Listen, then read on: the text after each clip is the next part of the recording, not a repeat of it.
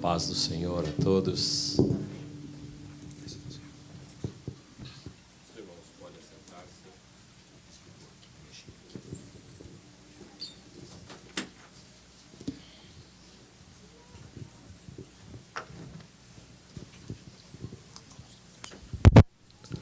Amém.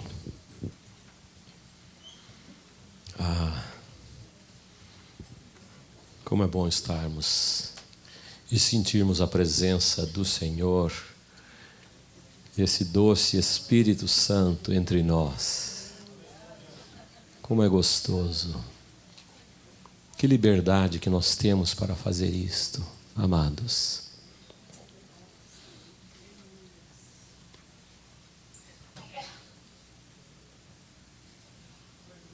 Esses dias eu estava revendo um livro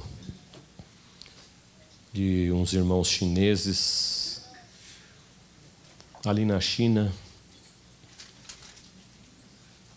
presos por causa do nome de Jesus. E aí, sem mais, sem menos, porque não tem o horário certo, entra o guarda e agora é a hora de apanhar. E eles apanham como se fossem os maiores criminosos. Depois deixam eles quase assim semi-morto. Aí, quando ele consegue se levantar, ele diz para o colega: onde mesmo que nós paramos aqui estudando a palavra de Deus? É de doer o coração. Mas nós temos que aproveitar esses momentos de liberdade, quando estamos diante do Senhor, porque nós somos livres, aqui, em casa, em todo lugar. E nós temos cantado: eu quero ser santo, eu quero ser santo.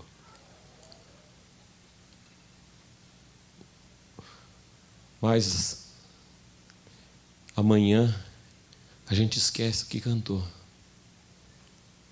Nós esquecemos, assim com uma facilidade. Algumas coisas, né? Tem outras que nós não esquecemos. Mas outras nos custa um pouco mais e nós esquecemos facilmente. Que nós oramos, que nós pedimos, que queremos ser santos. E Deus quer também. Mas aí depende já de nós agirmos como tais. Aleluia. Louva a Deus porque o Senhor está nos dirigindo, o Senhor está nos conduzindo nesta manhã. Quero convidá-los a abrir suas Bíblias no Salmo de número 39. Salmo de número 39, versículo 4.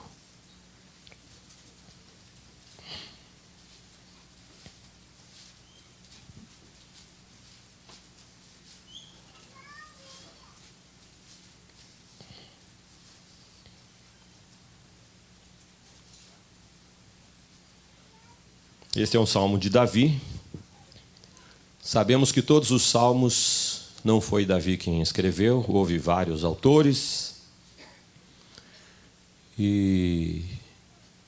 Mas esse é de Davi. Ele diz assim: dá-me a conhecer, Senhor, o meu fim, e qual a soma dos meus dias, para que eu reconheça a minha fragilidade. Senhor, lembra-me de quão breve é o meu tempo na terra. Lembra-me que os meus dias estão enumerados e que a minha vida está indo embora. Não sei se todos sabiam, mas Davi nasceu no ano de 1040 a.C. e morreu no ano 970 a.C. Ele viveu só 70 anos. Mas foi Moisés que escreveu o Salmo 90, onde ele diz que Os dias da nossa vida sobem a 70, ou, quando você tem bastante saúde e vigor, a 80. Neste caso, o melhor deles é canseira e enfado, porque tudo passa rapidamente, nós voamos.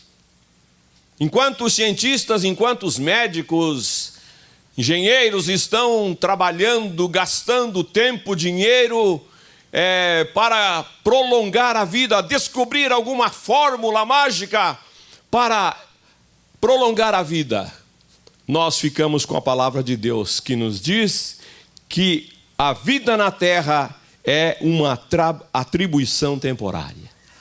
E este é o tema desta palavra. A vida é uma atribuição temporária. E eu sei que nós, humanos, que não fomos feitos para sermos destruídos, mas somos feitos para vivermos eternamente. Não fomos feitos para morrer. A morte é por causa do pecado. Então, esse sentimento está dentro de nós e nós queremos viver bastante. Nós queremos viver muito. Principalmente, estacionar aí nos 40, 45, onde já muitos estão realizados, e gozar a vida, e ter tudo o que quer, tudo o que você pensa, tudo o que você imagina. Mas não é assim. Não vai ser assim.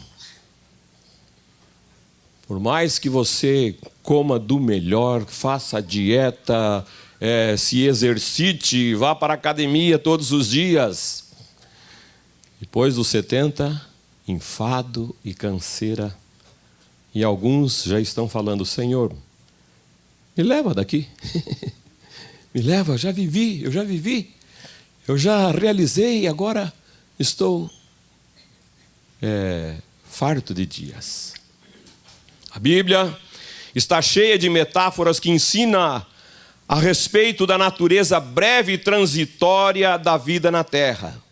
Por isso que a Bíblia descreve que a vida é como uma neblina, um corredor rápido, um sopro e um fio de fumaça. A Bíblia diz que os nossos dias sobre a terra são como a sombra. Falando em corredor rápido, o irmão Fábio citou Daytona, e um dia eu e o irmão Carvalho fomos para Daytona assistir uma corrida. E aí, como todos sabem, os circuitos normalmente são ovais, e você vê quando o carro passa aqui, depois ele vai indo, passa lá e dá outra volta. É um pouco assim, meio boring. Chato, né? Porque, apesar que eu já dirigi lá em Daytona, a minha esposa fez esse desafio para mim. E eu dei 3 voltas lá, dentro daquele carro. Mas assistir, às vezes, em casa é melhor, porque você vê tudo amplamente. Agora, o carro é assim, ele está vindo lá, depois faz assim, e já foi. Aí você tem que esperar outra volta. Aí você não sabe para quem você está torcendo. Não consegue nem ver o número do carro. É tão rápido, já foi. Assim é a vida. Ela passa rápido. Quando você pensa que vai fazer alguma coisa, pronto, já aconteceu. Se você não toma tempo com seus filhos pequenos, quando você vê ele está casando, já está entrando ali a moça vestida de noiva, não é? E você começa a chorar aqui: vou perder a minha filha. Mais ou menos isso.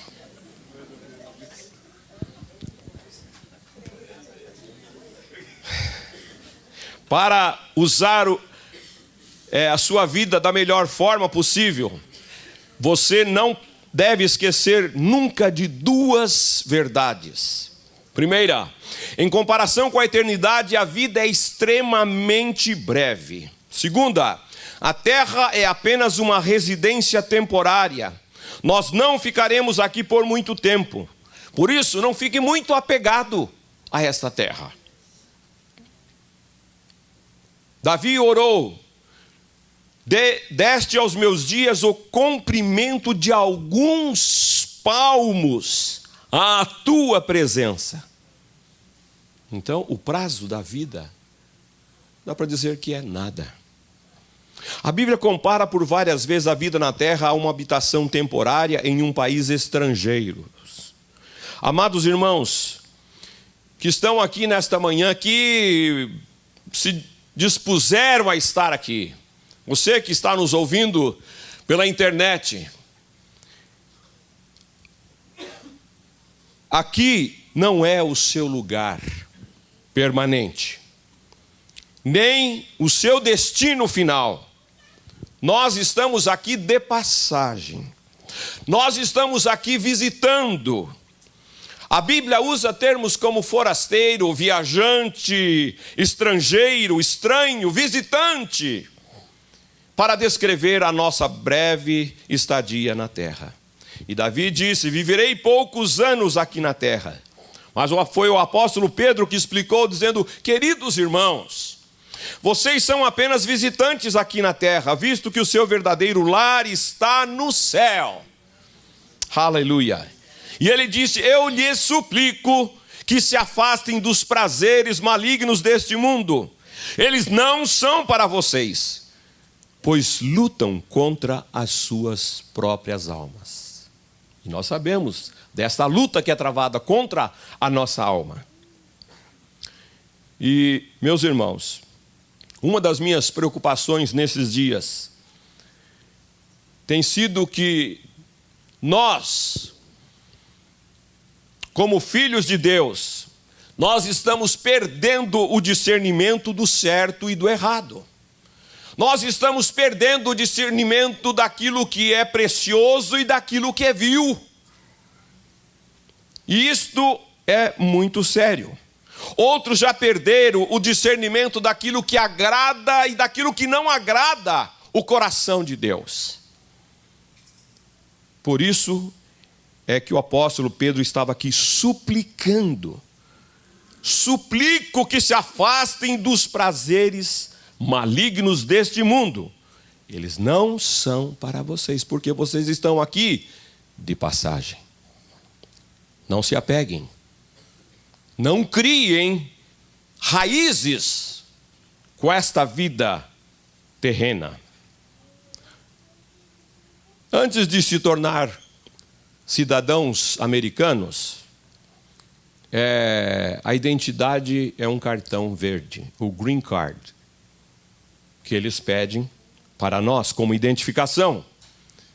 Assim deveriam ser os crentes, os cristãos, andar com um Green Card, para identificar que a sua habitação, não é, a sua vida é no céu, a sua cidadania é no céu.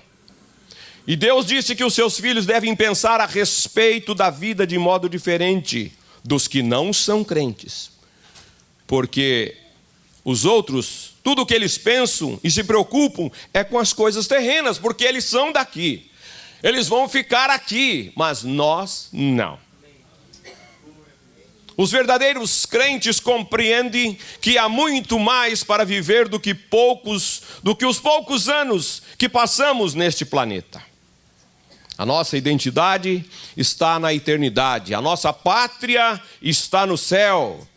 Quando nós entendemos, quando nós captamos esta verdade, vamos parar de nos preocupar em ter tudo sobre a terra. Em ter tudo. Eu não sei se você já foi pego assim, mas nós queremos ter tudo.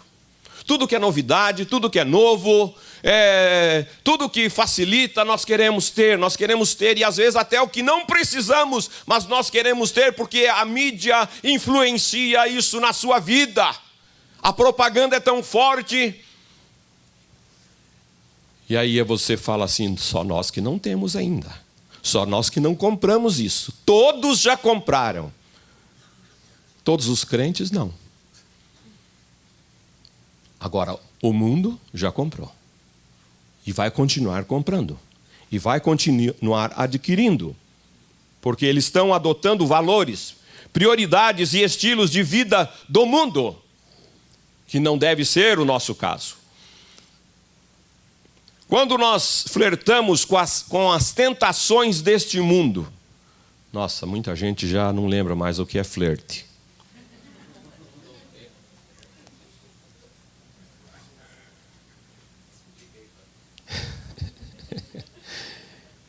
Flerte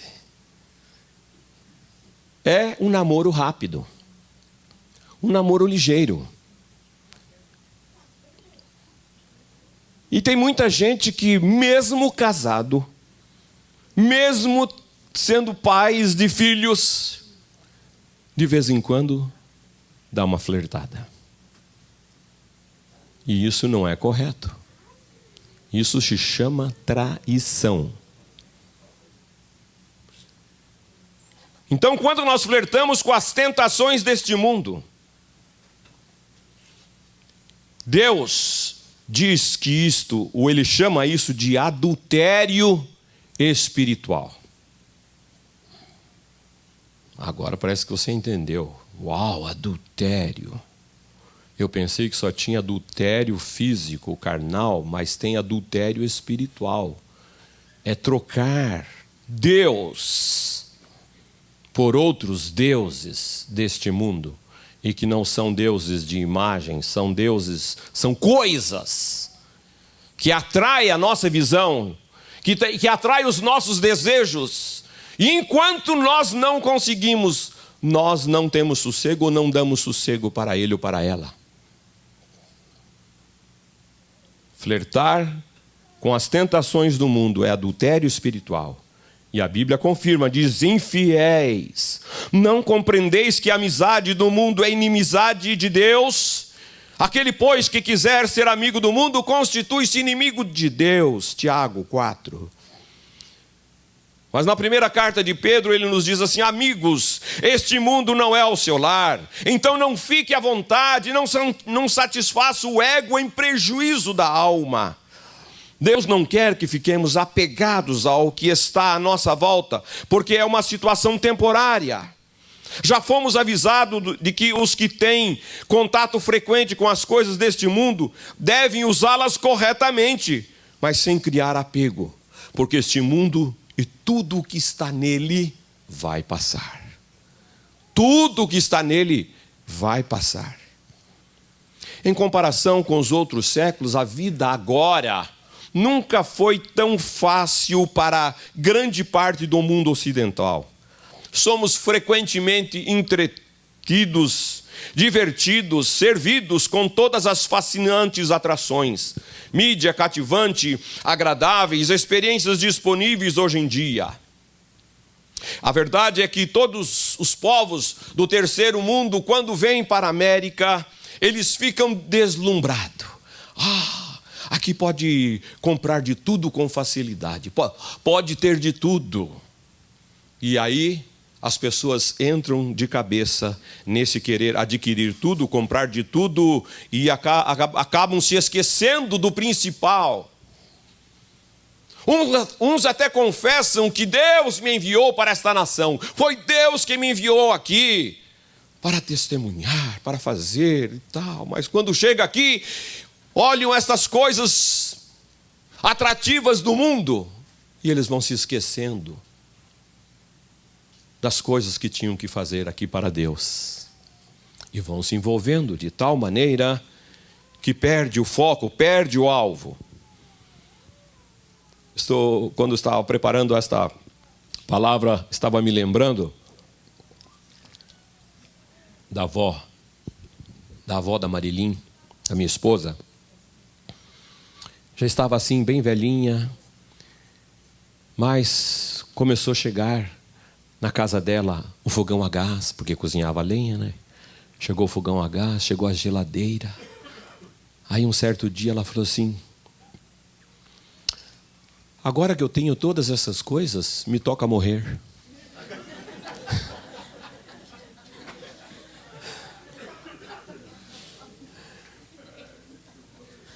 ela queria viver muito mais, para desfrutar agora dessas coisas maravilhosas. E assim acontece conosco. Agora que eu estou aqui, neste país maravilhoso, que estou podendo ganhar dinheiro como nunca, estou podendo comprar tudo o que eu quero. Me toca morrer? Não, eu não quero morrer. Nós temos que lembrar sempre que a vida é um teste.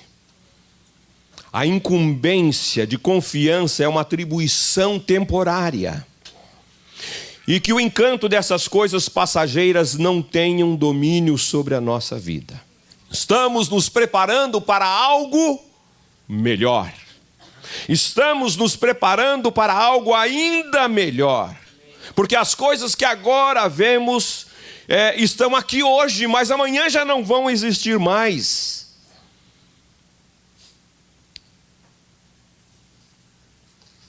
1 Coríntios, Paulo nos diz assim: nem olhos viram, nem ouvidos ouviram, nem jamais penetrou em coração humano aquilo que Deus tem preparado para aqueles que o amam. Ainda não subiu no nosso coração. Mas se você começar a pensar que Deus, Criador de todas as coisas, que diante dos nossos olhos nós vemos coisas lindas, maravilhosas aqui, que são de fato, e é a verdade. Imagine o que Ele tem para nós. Se está tão bonito e maravilhoso aqui na vida temporária, imagine na vida eterna. Aleluia! Então você começa a pensar nesta grandiosidade de Deus, no que você vai ver, no que vai passar diante dos seus olhos, no que você vai realizar na eternidade, porque Deus tem coisas grandiosas para nos revelar. O fato de a terra não ser o nosso lar definitivamente explica porque, como seguidores de Jesus, experimentamos dificuldades, aflições e rejeições neste mundo. Isso também explica porque algumas promessas de Deus parecem não se cumprir nas nossas vidas. Algumas orações parecem não ser respondidas. E algumas situações parecem injustas. Mas afinal, essa não é o final da história. Esse não é o final da história. Para impedir que nós fiquemos muito apegados à terra, Deus nos permite sentir uma insignificante quantidade de descontentamento e desgostos na vida. Anseios que jamais serão satisfeitos deste lado da eternidade. Não somos completamente felizes porque não era para sermos. A terra não é o nosso lar definitivo, porque nós fomos criados para algo muito melhor. Quando percebemos que a vida na terra é apenas uma atribuição temporária, isso tem que alterar completamente os nossos valores. Tem que alterar. A partir do momento que nós conhecemos o propósito, a vontade de Deus, que a nossa vida está no controle dele, então essas coisas têm que mudar, Nós não podemos estar aqui como filhos de Deus, adoradores, discípulos, testemunhas, e não pensar nas coisas de Deus, ou só pensar nas coisas deste mundo. Valores eternos e não temporais se tornam fatores determinantes em nossas decisões. Se tornam fatores determinantes na nossa vida. E o escritor C.S. Lewis comentou: tudo que não é eterno é eternamente inútil.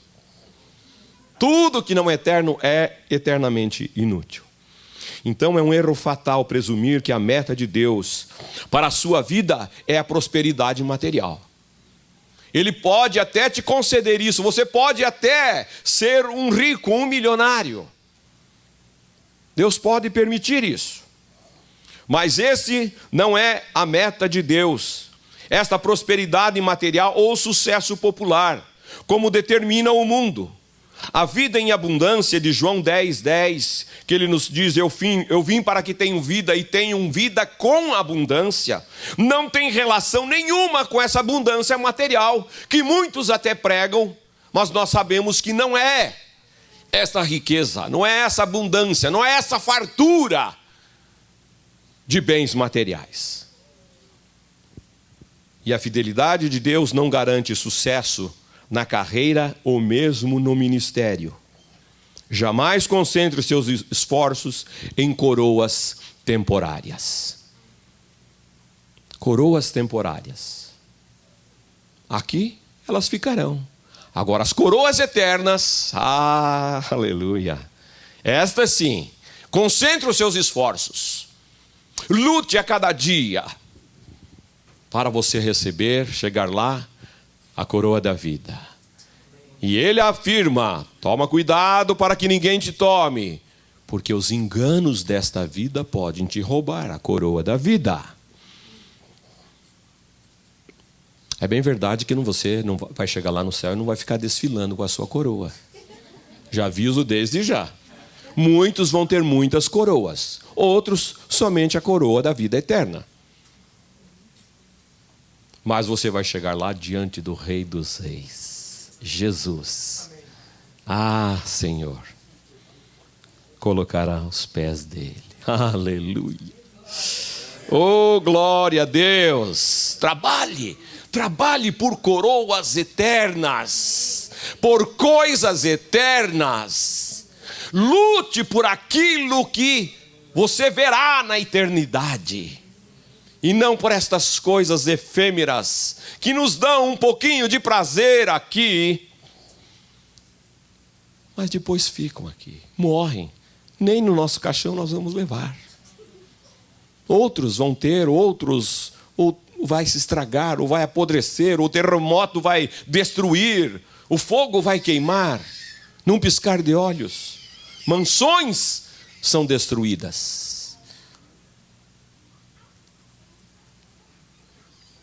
Paulo foi fiel e mesmo assim acabou na prisão.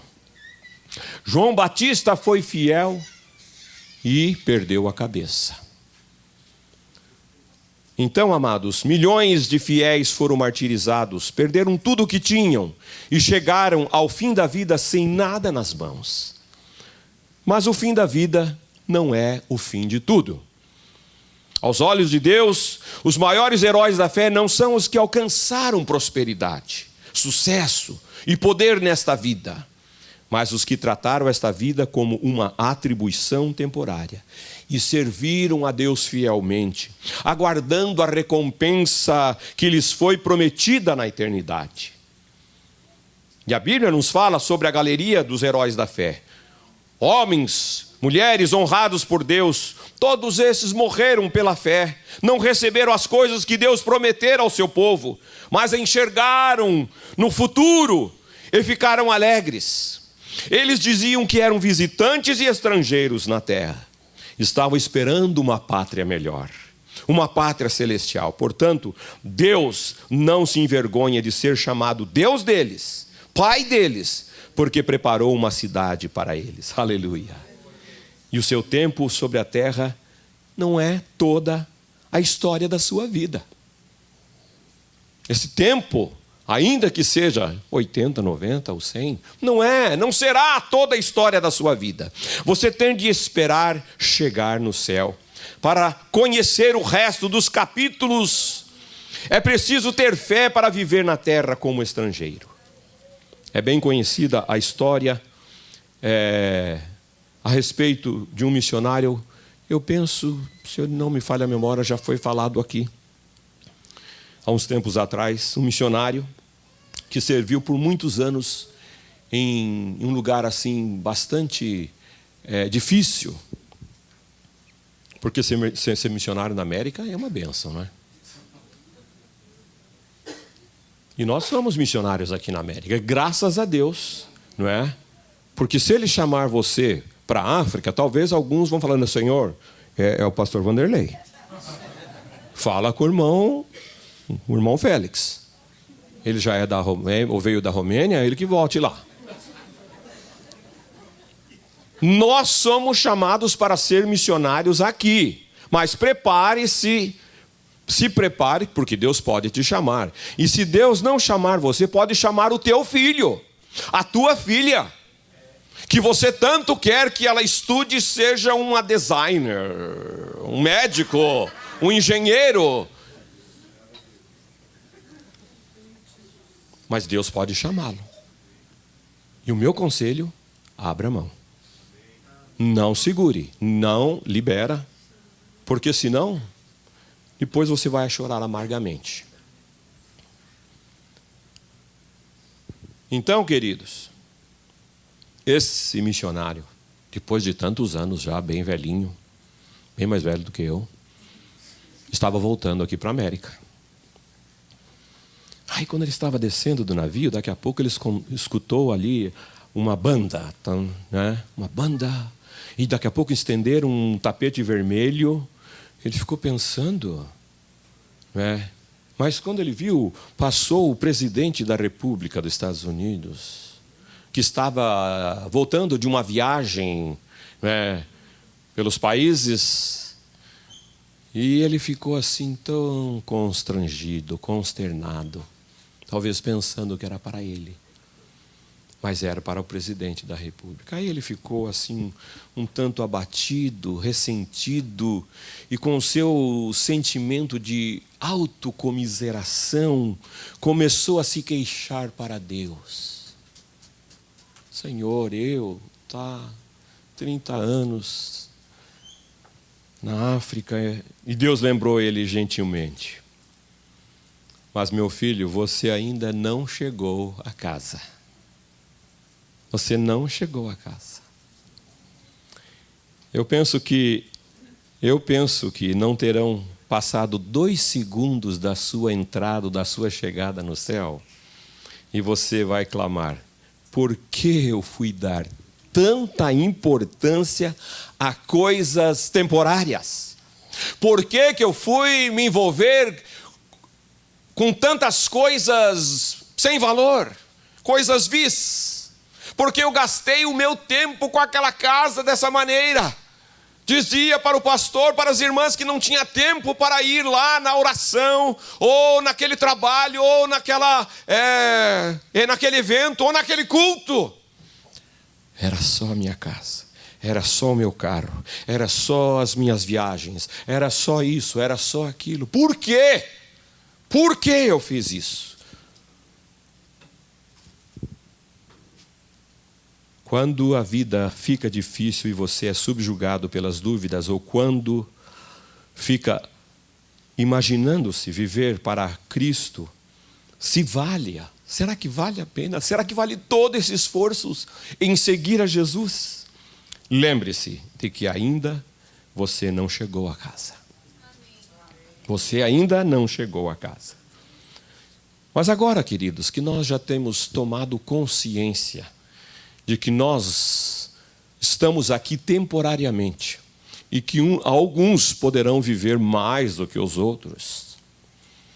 Não é? Nós não sabemos em que tempo nós estamos, se está no primeiro tempo, né, pastor? Se já estamos no segundo tempo e é o técnico, não é? Falar. Senhor, eu vou sair agora? Não terminou o jogo para mim? Eu quero fazer mais. É você.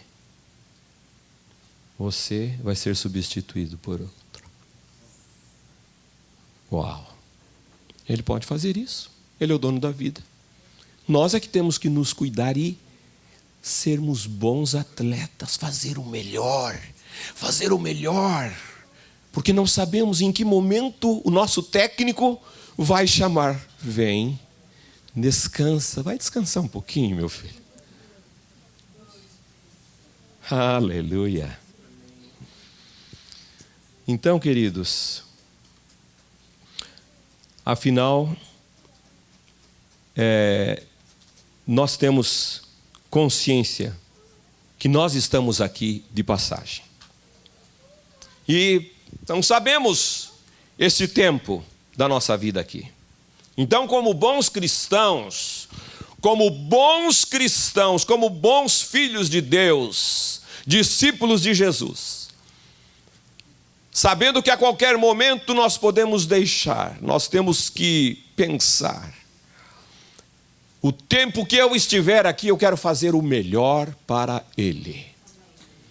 Eu quero gastar a minha vida para Ele, em prol do reino de Deus, para glorificar o nome de Jesus, porque Jesus tem que ser tudo para nós, porque Ele já fez tudo para que nós tenhamos vida eterna, vida com Deus na eternidade, está garantido, porque Jesus pagou este preço. Então, como bons cristãos, nós temos que, o tempo que estiver aqui, deixarmos uma boa impressão, deixarmos uma marca, deixar uma impressão daquilo que nós somos. Não somos ser bons trabalhadores, sermos bons vizinhos, não é? Talvez o vizinho fale assim: uau, o Vanderlei foi embora, mas ele era um bom vizinho, era isso, era aquilo. Mas se eu não falar de Jesus, não é? Ainda faltou uma boa impressão. Apenas uma boa pessoa na sociedade. Um cara respeitador, um cara legal, uma pessoa maravilhosa. Mas isso não é tudo. Isso é o dever de todo cidadão nessa terra. Ser uma pessoa boa, exemplar. Agora, cidadão dos céus tem que falar do amor de Deus, tem que proclamar vida, salvação. Então é isso que nós temos que causar, este impacto. Todos nós temos que ter esta consciência de quem nós somos. Quem nós somos? O que eu estou fazendo aqui? E para onde nós vamos? Isso tem que estar bem claro na nossa vida, porque senão tem alguma coisa falhando em você, com você. Efésios 5:8 nos diz assim que outrora, antigamente, todos nós éramos trevas, mas agora sois luz. Foi a palavra que foi lida no início. Agora sois luz. Por isso andai como filhos da luz. Andai como filhos da luz. Sabe por que a sua luz está apagando ou já apagou? Nossa, pastor. É porque a bateria está descarregada. E você não carrega a bateria, mas você sabe onde que é que conecta. Mas você não quer fazer isto. Tem que conectar para carregar a bateria, para que você tenha luz em todo o tempo brilhando, se conectar com Jesus, o Espírito Santo diariamente. Palavra de Deus, louvor, adoração. Deixar fluir dentro de você o que Deus já fez na sua vida. O que Deus fez na sua vida. Como eu vou testemunhar de Jesus? Falando o que Jesus fez na sua vida. Jesus fez alguma coisa na sua vida. Se não fez, então você precisa recebê-lo como Senhor ou viver como servo de Deus. Filipenses 2 diz assim: viver como filhos da luz, para que vos torneis irrepreensíveis e sinceros filhos de Deus, inculpáveis numa geração pervertida.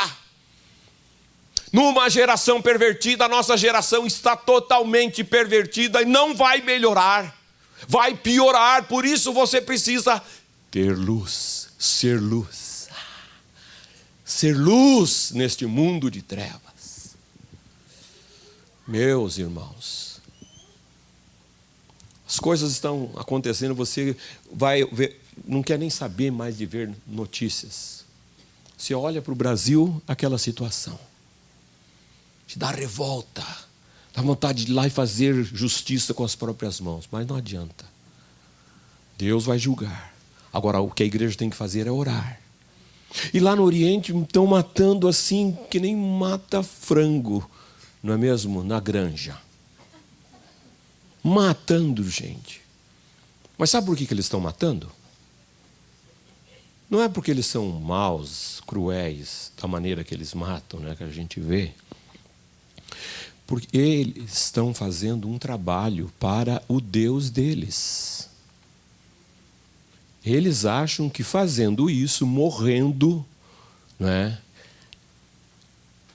chamada Guerra Santa, a Jihad, eles estão fazendo a vontade de Deus.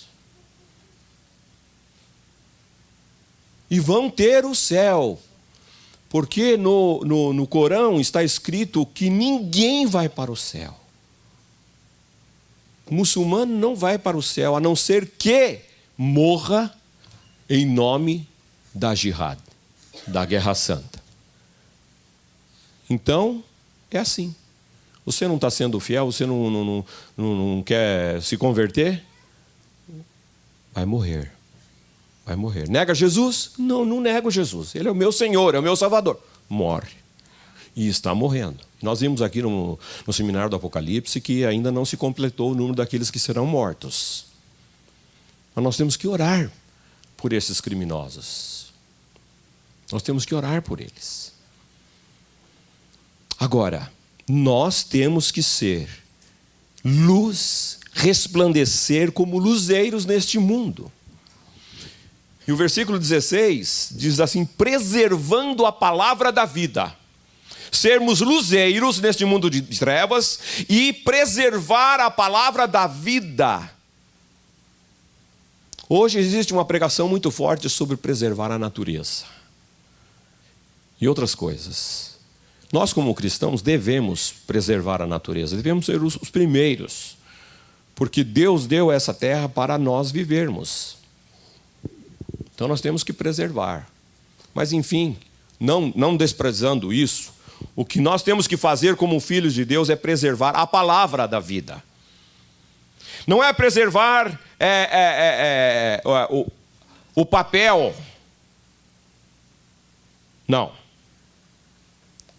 Eu penso que vai chegar um dia que alguns pais vão ter assim uma Bíblia, talvez numa caixinha de acrílico, não ali na parede assim, mas numa caixinha de acrílico, não é? Olha, isso é uma relíquia, meu filho. Essa é uma relíquia. Porque hoje está tudo informatizado, não é mesmo? Tudo informatizado, vai ler a Bíblia, telefone, iPad, computador, e está se perdendo esse contato com a Bíblia. Quando milhões ainda nunca viram uma Bíblia, não pegaram na Bíblia, não sentiram uma Bíblia. E quando a fazem, eles choram. O coração deles se derrete. Esses dias um colega da minha querida Norinha falou: eu quero uma Bíblia. Você consegue uma Bíblia para mim? Irmãos, nós precisamos, não que temos que carregar a Bíblia para todo lugar, eu quero que vocês me entendam, mas existem crianças que precisam saber o que é a Bíblia. E é você que tem que fazer. Eu não vou lá na sua casa fazer isso. É você, pai, mãe. Senta aqui, meu filho. Essa aqui é a Bíblia. Mas o que é a Bíblia, pai? Você nunca me falou? Ah, mas agora eu vou falar. A Bíblia é a palavra de Deus. Ah, e por que não falou antes? Passou 15 anos. A Bíblia, graças a Deus pelas professoras lá que ensinam as criancinhas. A Bíblia é a palavra de Deus e nos ensina o caminho que devemos andar. Ensina para ele. Não é para adorar o livro. Não. mas é para amar a palavra de Deus, os ensinos que ela mostram para nós. Senão, a tendência nossa é falar, filho, vem aqui, ó, dá uma olhadinha no computador. Mas ele precisa saber. Tem criança que come ovo todos os dias. Ele não sabe como é que bota o ovo. Ele nunca viu. Pega a criança, leva numa fazenda e fala, olha lá é galinha, que ela bota o ovo assim, tal e tal e tal. O leite é a mesma coisa. Precisa. E com a palavra de Deus não pode ser diferente. Nós temos que levá-los a ter uma experiência com a palavra, Agora, se você tem medo de pegar na palavra, se você tem medo de ler a palavra de Deus, tem preguiça de ler a palavra de Deus, como que as crianças vão entender a palavra de Deus? Somente o que o pastor prega já está bom demais. Pare com isso. Para com essa teoria. Você é um sacerdote na sua casa. Você tem que levar até para minha esposa. Sim, para sua esposa também. Senão ela vai fazer para você. E vai ficar feio. Vem aqui, família, queridinha reunida. Vamos ler a palavra de Deus. O Senhor diz assim, né? O Senhor é o meu pastor e nada me faltará. Mas como, pai, que Ele é o Senhor? Como é que é o filho de Davi, pai? Me explica esse negócio. Como que ele é o filho de Davi? Porque Davi morreu já há tanto tempo antes de Jesus. Mas você vai explicar, você sabe. Você sabe, se não sabe, comece a estudar a palavra de Deus. Como vamos preservar a palavra da vida? Guardando em nosso coração, alimentando-se com a palavra da vida, vivendo, pondo em prática o que lemos, pondo em prática o que ouvimos, ainda que seja no domingo. Vamos pôr em prática. Nós temos que manter a chama do Evangelho sempre acesa. Sempre acesa. Lembra dos corredores lá da tocha olímpica e vão levando e passando aquela tocha. Passa e vai indo, ela vai indo. E assim é que nós temos que fazer. Manter essa chama do Evangelho acesa. Não pode se apagar. Ela não pode. Onde quer que nós vamos, onde quer que nós estejamos, o poder do Evangelho tem que ser manifesto. Aleluia. Porque Ele é o poder de Deus. O Evangelho é o poder de Deus para mudar, para transformar vidas. E nós recebemos esta incumbência. Nós recebemos esta missão, porque Ele confiou isso para nós. Imagine só você. Foi passear lá em Washington, D.C., e se encontrou com o presidente Obama. E ele pediu para você levar uma carta para a dona presidenta. Você fala, eu? Presidente Obama, por favor. Não que ela anda fazendo umas coisas erradas lá, sabe? Mas quem sou eu para ir? Vou chegar lá no palácio. Como é que chega no palácio? Que roupa que eu vou ter que ir? E isso, e mais aquilo. Mas ele falou, estou confiando para você. Essa carta tem que ser entregue para o presidente do Brasil. E você foi escolhido. Uau! Você quase vai cair desmaiado, não é mesmo? Por tanta honra de levar uma carta, recebendo das mãos dele e passando para as mãos do presidente do Brasil. É isso que acontece, Você recebeu de Deus esta incumbência de ir, de falar, de anunciar. Por isso, aceite a sua missão. Aceitemos a nossa missão de fazer este trabalho. Porque Efésios nos diz, foi o próprio Deus quem fez de nós o que somos e nos deu uma vida nova da parte de Cristo Jesus. E muitos séculos atrás Ele planejou que gastássemos essa vida em auxiliar os outros, em ajudar os outros, em abrir os olhos dos outros. Aleluia. Tende em vós o mesmo sentimento que houve em Cristo Jesus, qual era esse sentimento que houve em Cristo Jesus? De servir, de fazer a vontade do Pai. Por isso que ele mesmo citou lá em João, Jesus dizendo, eu te glorifiquei na terra, consumando a obra que me confiaste para fazer. Eu fiz isso, Pai. Eu consumei. Agora, você foi criado para servir a Deus.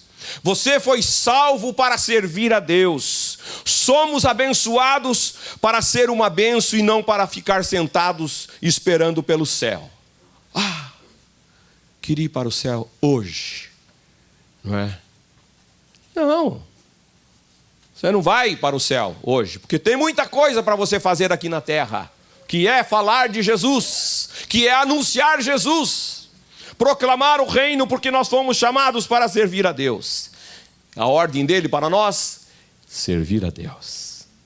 Depois de tomarmos consciência de que estamos aqui nessa terra, de curta passagem, nós devemos estar preparados para continuarmos a vida eterna com Cristo. E Paulo fala para Timóteo, falando para Timóteo, meu filho, combate o bom combate.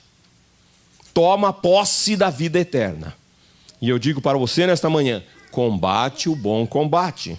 Faça o trabalho de um missionário. Faça o trabalho de um missionário aqui em Tampa Bay. Você está morando aqui. E é aqui que Deus te colocou. Seja um missionário. Aonde você está trabalhando, aonde você está estudando, aonde você mora, no bairro, na escola. E comece a se preocupar com a salvação de almas. Salvação de almas. Quando fala assim, almas, você já pensa assim, nossa, é um pregador que prega e já vem 1000 almas. Não. Uma alma vale mais do que o mundo inteiro. Então comece com uma alma. Não pense nos milhares. Um dia sim, pode acontecer. Mas se você nunca ganhou uma, ganhe uma. Comece então, como que ganha a alma? Orando. Comece a orar. Comece a orar, comece a interceder, comece a orar, comece a suplicar. Deus, dá-me uma alma. Dá-me almas para Jesus. Aleluia. Quando nós começarmos a ter o coração inflamado em pedirmos almas para Jesus, isto vai acontecer. Vai acontecer. Queridos, nós precisamos orar pela salvação de almas.